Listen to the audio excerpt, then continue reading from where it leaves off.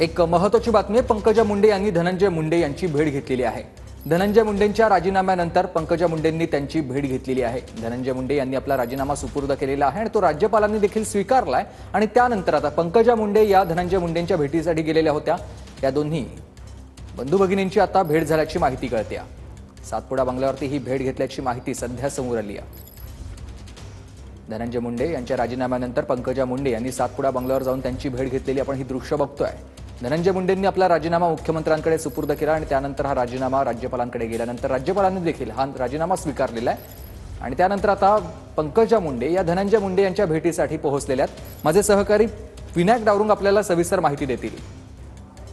सुमित, धनंजय मुंडे यांनी मंत्रिपदाचा राजीनामा दिल्यानंतर पहिल्यांदाच पंकजा मुंडे ज्या आहेत त्यांना भेटायला गेलेल्या आपल्याला पाहायला मिळतंय। ज्या पद्धतीनं धनंजय मुंडे यांना राजीनामा जो आहे तो द्यावा लागला, बीड प्रकरणावरती फोटो जे आहेत ते समोर आले होते आणि त्यातली तीव्रता आपण जर त्या फोटोंची पाहिली तर त्यानंतर मुख्यमंत्र्यांनी त्यांना राजीनामा जो आहे तो द्यायला सांगितला आणि त्यानंतर तो राजीनामा दिला। आता पंकजा मुंडे जे आहेत ते त्यांची विचारपूस करण्यासाठी त्यांच्याच बंगल्यावरती जे आहे ते पोहोचले आपल्याला पाहायला मिळतं। आपण जर पाहिलं तर धनंजय मुंडे यांनी म्हटलं होतं की तब्येतीचं कारण सुद्धा त्यांनी समोर केलं होतं आणि त्यांची तब्येत जी आहे ती गेल्या काही दिवसापासून बरी सुद्धा नव्हती।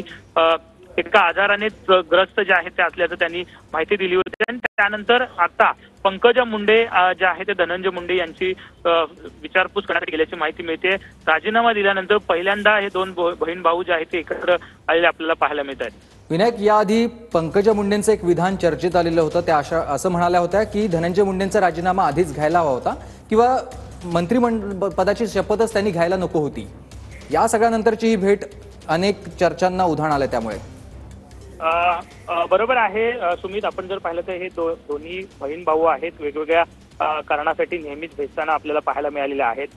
सणवाराच्या दिवशी सुद्धा वेगवेगळ्या कारणास्तव ते भेटत असतात, परंतु आता मात्र आपण जर पाहिलं तर धनंजय मुंडे यांनी राजीनामा दिला आणि त्यानंतर पंकजा मुंडे जे आहेत त्यांना भेटण्यासाठी केलेल्या पाहायला मिळत आहेत। एकीकडे त्यांनी प्रतिक्रिया सुद्धा दिलेली होती की धनंजय मुंडे यांचा राजीनामा जो आहे तो आधीच घेतला पाहिजे होता किंवा त्यांची शपथ जी आहे ती आधीच झाली नाही पाहिजे होती असंही त्यांनी म्हटलेलं होतं। हे प्रकरण जे आहे ते आधीच आलेलं होतं आणि त्यानंतर आपण जर पाहिलं तर हा राजीनामा जो आहे झाला। राजीनामा झाल्यानंतर आता पंकजा मुंडे ज्या आहेत त्या धनंजय मुंडे यांची भेटीसाठी गेलेल्या आपल्याला पाहायला मिळतात। त्यामुळे दोन कौटुंबिक भेट असावी असं म्हणावं लागेल, कारण बहीण भाऊ आहेत आणि बहीण भाऊ असताना ही भेट जी आहे ती झालेली आपल्याला पाहायला मिळते। नक्कीच, धन्यवाद तुम्ही दिलेल्या सविस्तर माहितीसाठी।